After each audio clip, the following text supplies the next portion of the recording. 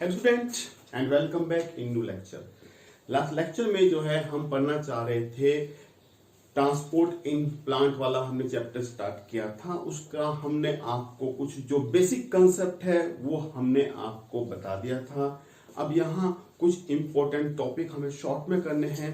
इसमें सबसे पहले हम पढ़ेंगे ट्रांसपिरेशन। तो सबसे पहला हमारा टॉपिक होता है ट्रांसपिरेशन। ट्रांसपिरेशन आप जानते हैं ये क्या होता है। ये जो है लॉस ऑफ वाटर होता है, इन वेपर फॉर्म में होता है। और इसमें जो है ये कहां से होता है, लीफ की लोअर सरफेस पर जो है माइन्यूट से पोर होते हैं जिनको हम कहते हैं स्टोमेटा। ये स्टोमेटा से होता है। अगर आप एक स्टोमेटा को देखेंगे तो स्टोमेटा एक्चुअली एक पोर होता है जिसके यहाँ पर किडनी शेप की क्या है गार्ड सेल होती हैं, और इन गार्ड सेल के एडजेसेंट कुछ दूसरी सेल होती हैं जिनका नाम होता है सब्सिडरी सेल्स। तो यहां आपने याद करना है गार्ड सेल के दो कैरेक्टर याद करने हैं आपने जो आपके एग्जाम में आते हैं। गार्ड सेल में क्या होता है, ये गार्ड सेल में होते हैं क्लोरोप्लास्ट। क्या होता है, गार्ड सेल के अंदर होते हैं क्लोरोप्लास्ट प्लस एक दूसरी चीज होती है ये जो आपको दिखाई दे रहा है। गार्ड सेल में होते हैं रेडियल ओरिएंटेड सेलुलोजिक माइक्रोफाइब्रिल्स होते हैं। इसमें क्या होते हैं, रेडियली अरेंज क्या है, रेडियल लगे हुए सेलुलोज के बने हुए माइक्रोफाइब्रिल्स होते हैं जो स्टोमेटा को ओपन करने में हेल्प करते हैं। तो ठीक है स्टूडेंट, ये आपने इसका स्ट्रक्चर देखा। अब हम आपको जो मेन टॉपिक है वही जो हम बताएंगे आपको। ट्रांसपिरेशन कैसा होता है, इसके लिए इंटरनेशनल लेवल पर जो है एक थ्योरी मानी जाती है। उस थ्योरी का नाम है potassium malate theory given by the Levitt. ये बड़ा इंपॉर्टेंट क्वेश्चन है, potassium malate theory given by the Levitt. अब देखते हैं ये ट्रांसपिरेशन होता क्या है। ध्यान से आप सुनेंगे। देखिए दिन का टाइम है, दिन का टाइम है। गार्ड सेल के अंदर क्योंकि क्लोरोप्लास्ट है तो उसमें क्या हो रहा है, फोटोसिंथेसिस हो रहा है। गार्ड सेल के अंदर चूंकि क्लोरोप्लास्ट है तो इसके अंदर क्या है, फोटोसिंथेसिस हो रहा है। और आप जानते हैं जब फोटोसिंथेसिस होता है तो इसमें क्या होने वाला है, CO2 यहां कंज्यूम हो जाती है, मतलब CO2 यहां कम हो जाती है। जब CO2 यहां पर कम हो जाती है तो यहां गार्ड सेल में pH बढ़ जाता है। ठीक है, ये आपने कंडीशन याद करनी कि गार्ड सेल के अंदर अगर CO2 कम हो गई तो उसका pH जो है वो इंक्रीज हो जाएगा। अब इस बढ़े हुए pH पर जानते क्या होता है, इस बढ़े हुए इंक्रीज pH पर क्या होता है, जो कुछ थोड़ी सी CO2 रह गई वो पैप के साथ रिएक्शन करती है। किसके साथ रिएक्शन करती है, पैप। पैप यहाँ पे होता है फोस्फोइनोल पाइरुवेट के साथ जो है रिएक्शन होता है जिससे एक ऑर्गेनिक एसिड बनता है। इसको कहते हैं ऑर्गेनिक एसिड। क्या कहते हैं इसको, ऑर्गेनिक एसिड। उसके बाद ये जो एसिड है ये H पॉजिटिव में टूट जाता है और यहां बनता है मैलेट बनता है। ये H पॉजिटिव जो है यहां आ जाता है। H पॉजिटिव, ये क्वेश्चन एग्जाम में आएगा, वो पूछता है कि पोटेशियम कहां से कहां जाता है और जो H पॉजिटिव है वो कहां से कहां जाता है, वो आपसे पूछ लेता है। अगर कोई चीज अंदर आती है तो उसे कहते हैं इनफ्लक्स, कोई चीज बाहर जाती है तो उसको हम कहते हैं एफ्लक्स कहते हैं। तो आपने क्या करना, यहां से H पॉजिटिव का हुआ एफ्लक्स हुआ और सब्सिडी सेल से कौन आया, पोटेशियम आया। पोटेशियम के आने को हम क्या कहने वाले हैं, इनफ्लक्स कहने वाले हैं। अब मैलेट और पोटेशियम आपस में जुड़ गए तो इन्होंने बनाया यहां पर पोटेशियम मैलेट बनाया। क्या बनाया बेटा इन्होंने यहां पर, पोटेशियम मैलेट बनाया। अब दिन के टाइम पर गार्ड सेल के अंदर क्या है, गार्ड सेल के अंदर बन चुका है पोटेशियम मैलेट बन चुका है। अब जब गार्ड सेल के अंदर पोटेशियम मैलेट बन चुका है तो यहां पर क्या हुआ, इसकी ऑस्मोटिक कंसंट्रेशन इंक्रीज हो जाएगी। क्या हो जाएगी, इसकी ऑस्मोटिक कंसंट्रेशन यहां पर जो है इंक्रीज हो जाएगी। अब जब यहां पर आप जानते हैं पानी कहां से कहां मूव करता है, वाटर हमेशा कहां से कहां मूव करता है, आप जानते हैं वाटर हमेशा लो कंसंट्रेशन से हाई कंसंट्रेशन की तरफ को मूव करता है। तो क्योंकि यहां पर गार्ड सेल में क्या है, कंसंट्रेशन यहां पर जो है हाई हो गई है तो water move from subsidiary cell to the guard cell. तो अब क्या होने वाला है, सब्सिडी सेल से जो है वाटर जो है ऑस्मोसिस के थ्रू गार्ड सेल के अंदर एंटर करता है। जब गार्ड सेल के अंदर आप जानते हैं कोई भी सेल जिसमें पानी आता है तो टर्जिड होगी ना, तो गार्ड सेल भी क्या होती है, गार्ड सेल ऐसे टर्जिड होती है, तो ऐसे स्वेल होने की कोशिश करती है। तो इसकी ये जो बाहर की मेम्ब्रेन है इसे कहते हैं हम एक्साइन, अंदर की मेम्ब्रेन को कहते हैं हम इंटाइन कहते हैं।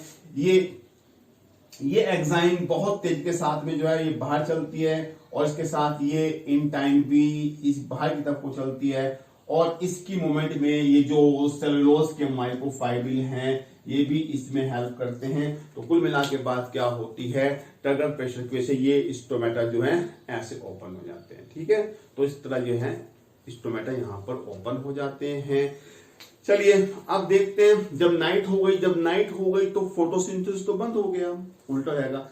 जब फोटोसिंथेसिस बंद हो गया तो CO2 कंज्यूम नहीं होगी। जब CO2 कंज्यूम नहीं होगी तो CO2 ज्यादा होगी गार्ड सेल के अंदर, CO2 गार्ड सेल के अंदर ज्यादा होगी तो उसका जो है pH जो है वो कम हो जाएगा, और इस कम pH पर क्या होने वाला है, जो ये मैलेट था, ये मैलेट H के साथ रिएक्शन कर बैठता है। ठीक है, ये मैलेट क्या काम करता है, H पॉजिटिव के साथ जुड़ जाता है, फिर से बन जाता है मैलिक एसिड बन जाता है।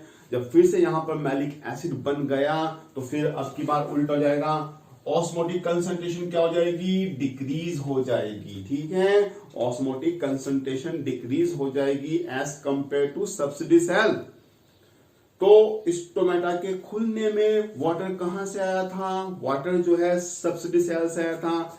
तो अब क्लोजिंग होने में क्या होने वाला है, ये वाटर गार्ड सेल से निकलकर जो है वापस सब्सिडी सेल के अंदर यहां पर चला जाएगा, और जब यहां पर ये चला जाएगा तो फिर क्या होगी, ये गार्ड सेल यहाँ श्रिंक, ये यहाँ पर जो है ऐसे श्रिंक हो जाएंगी, और जब ये श्रिंक हो जाएंगी तो स्टोमेटा जो है क्लोज हो जाएंगे। तो स्टूडेंट ऐसे गार्ड सेल के टर्गर प्रेशर के चेंज होने की वजह से यहां पर क्या है, स्टोमेटा ओपन एंड क्लोज होते हैं। इसीलिए स्टोमेटा को हम क्या कहते हैं, इसलिए स्टोमेटा को हम कहते हैं टर्गर ऑपरेटेड वाल्व कहते हैं इसको। ठीक है, तो स्टूडेंट ट्रांसलेशन बहुत इंपॉर्टेंट है, यहां से क्वेश्चन काफी बनते हैं, इसलिए इसको कराना बहुत जरूरी है। यहां पर हम देखेंगे फैक्टर, कौन कौन से फैक्टर हैं जिस पे ट्रांसपिरेशन जो है डिपेंड करता है। तो आप देखेंगे transpiration directly proportional temperature, transpiration directly proportional wind velocity, transpiration directly proportional light, transpiration directly proportional water, transpiration inversely proportional atmospheric pressure, और ट्रांसपिरेशन जो है, ठीक है, डायरेक्टली प्रोपोर्शनल लो ह्यूमिडिटी। अगर ह्यूमिडिटी कम होगी एटमॉस्फेयर में तो ज्यादा ट्रांसपिरेशन होता है। और ट्रांसपिरेशन को हम एक चीज से कंफर्म करते हैं, एक टेस्ट से कंफर्म करते हैं, उसे कहते हैं कार्बो, ठीक है, ये है क्या कहते हैं, COCl2 टेस्ट, क्या कहते हैं इसको, COCl2 टेस्ट कहते हैं, इसे कहते हैं कार्बोनाइल क्लोराइड टेस्ट कहते हैं। इसमें क्या काम करते हैं, हम एक पेपर लेते हैं, पेपर को हम कार्बोनाइल क्लोराइड में डिप कर देते हैं तो उसका कलर आ जाता है ब्लू आ जाता है।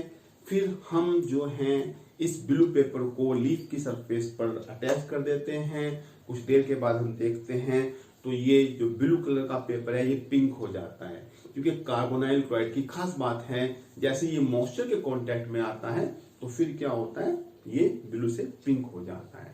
तो कार्बोनाइल क्लोराइड टेस्ट की हेल्प से हम दो सरफेस से कितना ट्रांसपिरेशन हो रहा है इसको भी जो है हम जो मेजर कर सकते हैं।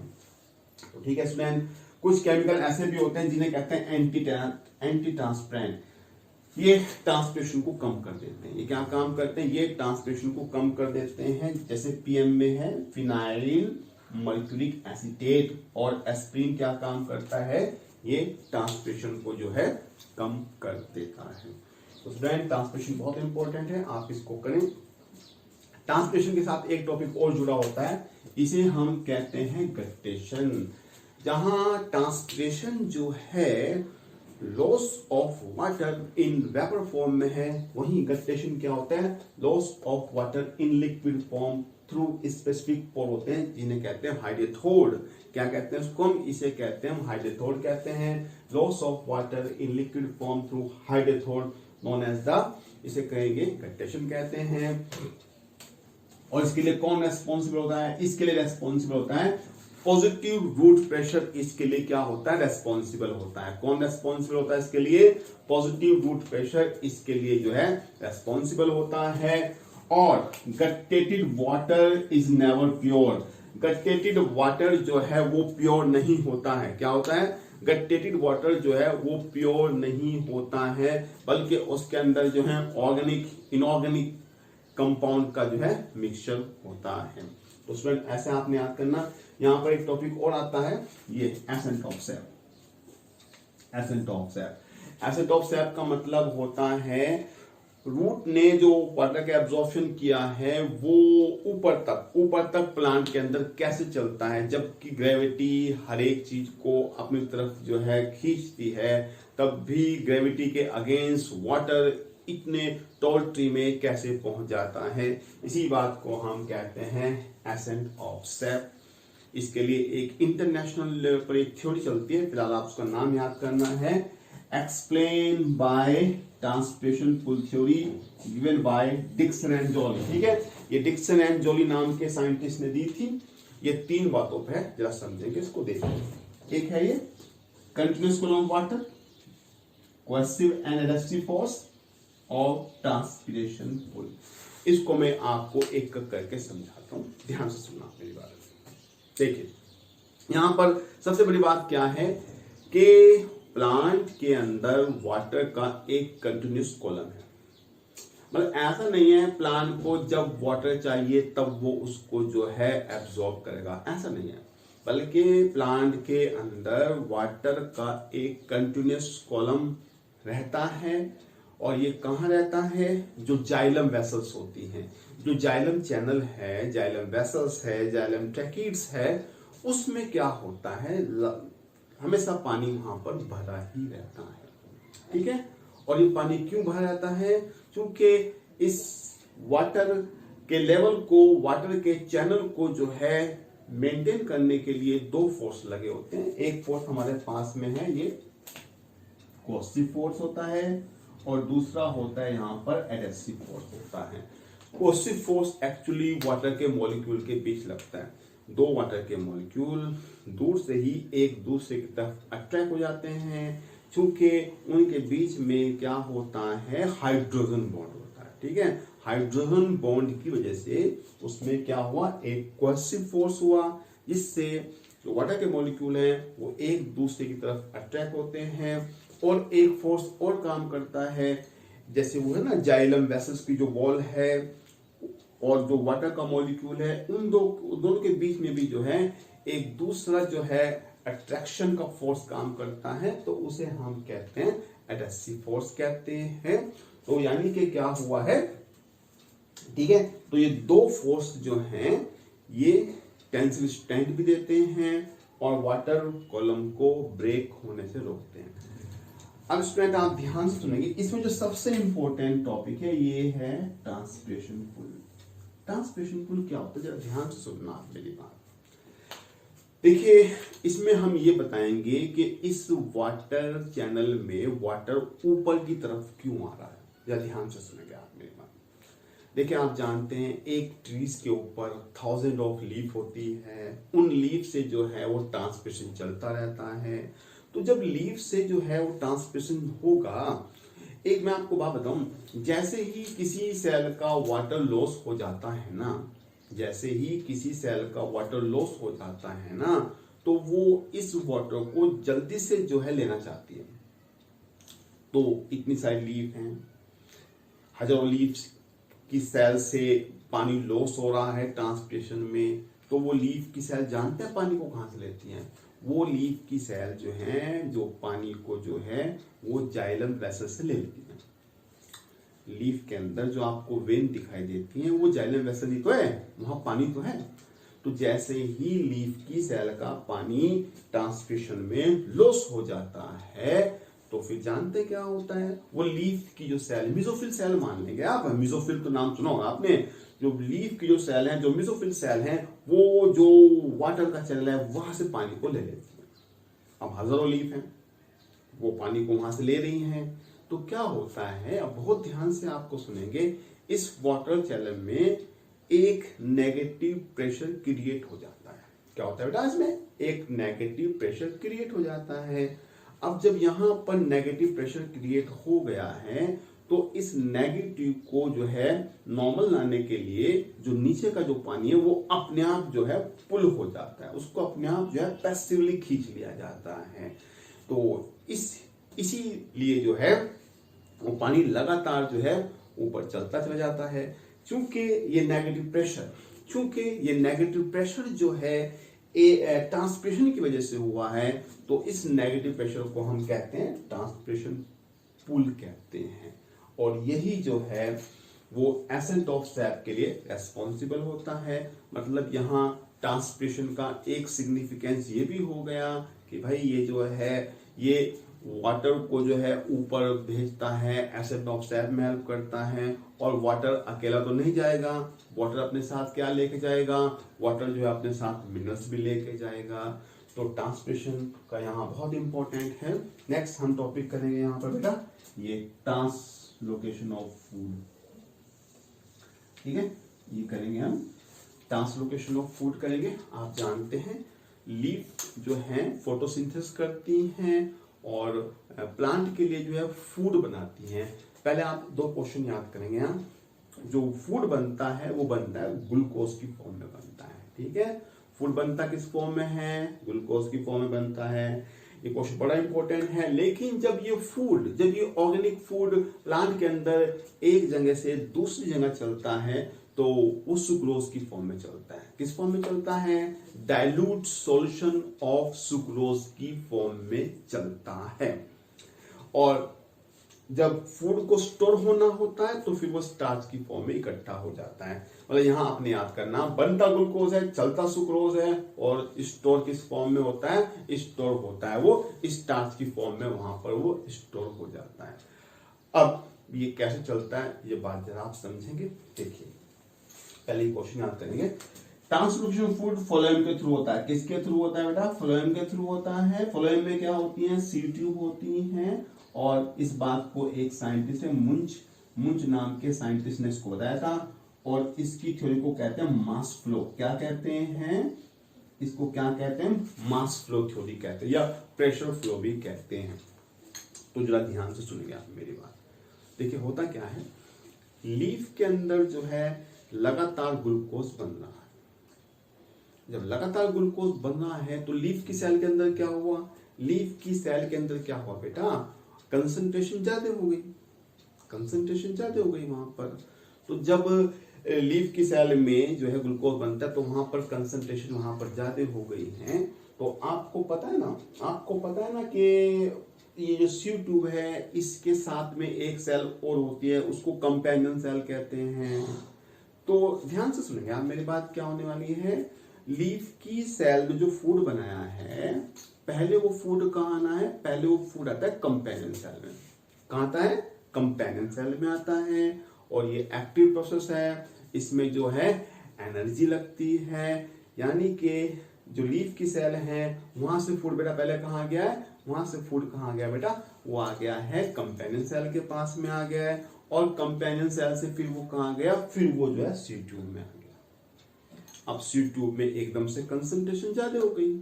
जब कंसंट्रेशन वहां पे ज्यादा हो गई तो जो फ्लोएम है उसके पास जाइलम भी होता है, दोनों साथ साथ चलते हैं। तो जाइलम से पानी कहाँ जाता है, जाइलम से पानी जो है बेटा वो सी ट्यूब में जाता है।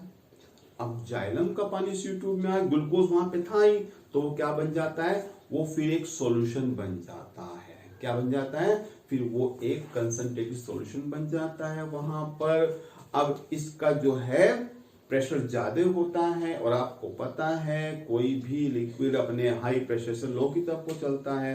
तो अब इस वाटर की वजह से जो इसमें प्रेशर डेवलप हो गया, इसको हम कहते हैं मास फ्लो। ठीक है, प्रेशर फ्लो या मास फ्लो हाइपोथेसिस कहते हैं। तो अब अच्छा, फ्लोएम और जाइलम तो पूरी प्लांट के अंदर फैला हुआ है। तो अब ये सी ट्यूब जो है उस जो है सुक्रोज के सॉल्यूशन को पूरे प्लांट के अंदर लेके चलती है। अब जहां जहां जैसे कि रूट में है या फ्लावर बड में है या बहुत सारी जगह हैं जहां जहां फूड की जो कमी होती है वहां वहां क्या होता है बेटा, पहले फिर से क्या होने वाला है, सपोज करो ये फूड का जो सुक्रोज है ये रूट के अंदर पहुंच गया, रूट के पास पहुंच गया, तो अब रूट की सेल जानते क्या काम करेंगी, रूट की सेल क्या काम करेंगी, यहां से फूड को पिकअप कर लेगी, यहां से फूड को ले लेंगी। इसके लिए भी क्या करना पड़ेगा, इसके लिए भी पहले सी ट्यूब से जो सुक्रोज है वो कंपेनियन सेल में वापस आ जाएगा, यहां फिर से जो है एक्टिव प्रोसेस होगा और फिर कंपेनियन सेल से रूट की सेल को फूड दे दिया जाएगा, मतलब ग्लूकोज को दे दिया जाएगा, सुक्रोज को दे दिया जाएगा। ठीक है बेटा, अब क्या हो रहा, अब क्या हुआ है, अब क्योंकि सी ट्यूब का जो है सुक्रोज तो रूट ने ले लिया है, यहां मैं आपको एक बात को बताऊंगा, जहां पर फूड का यूटिलाइज होता है उसे हम कहते हैं सिंक, क्या कहते हैं, सिंक कहते हैं। जहां से फूड चला उसको हम कहते हैं, क्या कहते हैं, उसको हम कहते हैं सोर्स कहते हैं। तो बेटा, और प्लांट में नीड के हिसाब से सोर्स और सिंक अलग अलग हो सकते हैं। फिलहाल तो भी रूट ने फूड ले लिया बेटा, लेकिन सपोज कीजिए प्लांट के दूसरे पार्ट में फूड की कमी हो रही है और रूट के पास में ज्यादा फूड है, तो कोई बात नहीं, यहां रूट से जो है फूड का ट्रांसफर कर दिया जाएगा। तो इसलिए आपने एक क्वेश्चन याद करना, direction of flow of phloem is bidirectional, मतलब फ्लोएम का डायरेक्शन दोनों तरफ चलता है, वो लीफ से नीचे भी आ सकता है, रूट में आ सकता है और जरूरत पड़ने पर रूट से कहीं और भी जा सकता है। मतलब यहां पर जो है सोर्स और सिंक जो है की डायरेक्शन जो है वो रिवर्स हो सकती है। बस लास्ट पॉइंट पे हम आ गया बेटा। अब क्या हुआ है, फ्लोएम सी ट्यूब से जो है ग्लूकोज सुक्रोज तो रूट ने ले लिया, अब क्या होने वाला है, अब यहां पर सिर्फ क्या बचा बेटा, अब यहां पर जो है पानी, ओनली वाटर बचता है। ठीक है, क्या बचता है, ओनली वाटर बचता है, सिंपल वाटर बचता है। और मैं आपको बार बार कह रहा हूं, जहां सी ट्यूब है वहां जाइलम, ऐसा साथ साथ ही चलती हैं, क्योंकि सी ट्यूब में क्या है, क्योंकि सी ट्यूब में तो सिंपल पानी बचा हुआ है और जो जाइलम है, जाइलम जो रूट का जाइलम है वहां पर मिनरल्स भी हैं, तो वहां क्या है बेटा, वहां पर कंसंट्रेशन क्या है, वहां पर कंसंट्रेशन ज्यादा है, क्योंकि उसने क्या किया है, मिनरल को एब्जॉर्ब किया है। तो अब बहुत ध्यान से आपको सुनना पड़ेगा। तो अब सी ट्यूब से वाटर जो है जाइलम वेसल्स में आ जाता है और इस वाटर को फिर से जो है लीफ तक पहुंचा दिया जाता है। तो बेटा इस तरीके से जो है फूड का ट्रांसपोर्ट भी चलता रहता है और वाटर का ट्रांसलोकेशन भी अपने आप चलता रहता है। तो ठीक है स्टूडेंट, ये हमने मेन टॉपिक कर लिए, असाइनमेंट आपको दे दिया है, उसके क्वेश्चन आप करेंगे। ठीक है स्टूडेंट, तो ये हम मान के चलें कि हमारी जो है मिनरल ट्रांसपोर्ट ऑफ जो वाटर है वो चैप्टर यहाँ पर फिनिश हो गया है, कंप्लीट हो गया है। नए वीडियो में हम पढ़ेंगे मिनरल न्यूट्रिशन वाला चैप्टर पढ़ेंगे। एक मिनट आप इसको देख लें, ठीक है, इसको आप देख लें, इसको आप देख लें अच्छी तरीके से, इसको देख लें। मिलते हैं आपसे एक नई वीडियो के साथ। Thank you very much.